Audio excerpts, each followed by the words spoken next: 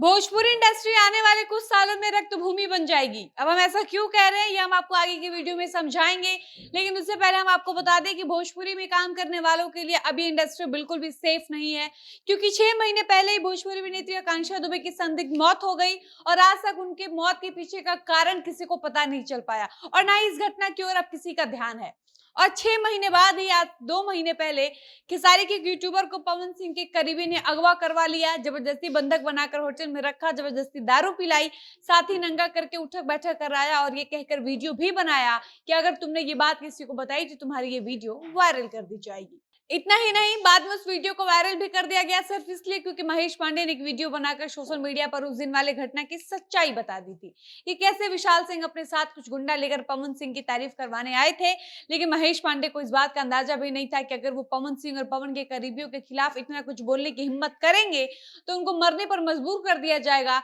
ठीक वैसे ही जैसे कि अक्षरा सिंह के साथ किया गया था। लेकिन अक्षरा तो ठहरी हिम्मती, उन्होंने तो इसका सामना किया, लेकिन महेश पांडे बेचारे हिम्मत हार जाते हैं और महेश पांडे ने आगे क्या कुछ किया ये हम आपको आगे की वीडियो में बताएंगे। लेकिन उससे पहले नमस्कार, मेरा नाम है डॉली पांडे, मेरे साथ है कैमरामैन विशाल और आप देख रहे हैं जनता जंक्शन।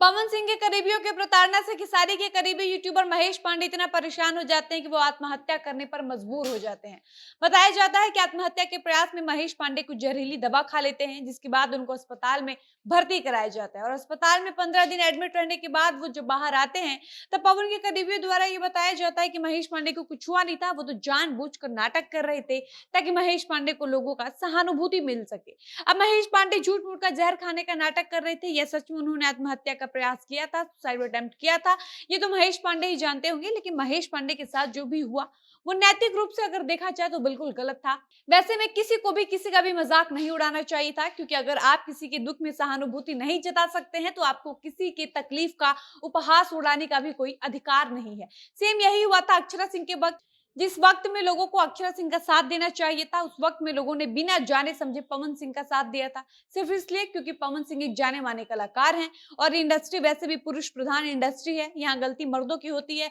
तब भी उंगली महिलाओं पर ही उठाया जाता है। इतना ही नहीं, हम आपको डिंपल सिंह का वो स्टेटमेंट याद दिलाते हैं जब डिंपल सिंह ने काम के लालच में अक्षरा सिंह का साथ नहीं दिया था और अक्षरा को दारूबाज कहा था, जबकि कायदे से देखा जाए तो एक लड़की होने के नाते डिंपल सिंह को अक्षरा सिंह का साथ देना चाहिए था या अक्षरा के साथ जो कुछ भी हुआ था उसके खिलाफ इंडस्ट्री की सारी लड़कियों को एक होकर आवाज उठानी चाहिए थी, लेकिन उस वक्त भी ऐसा नहीं होता है।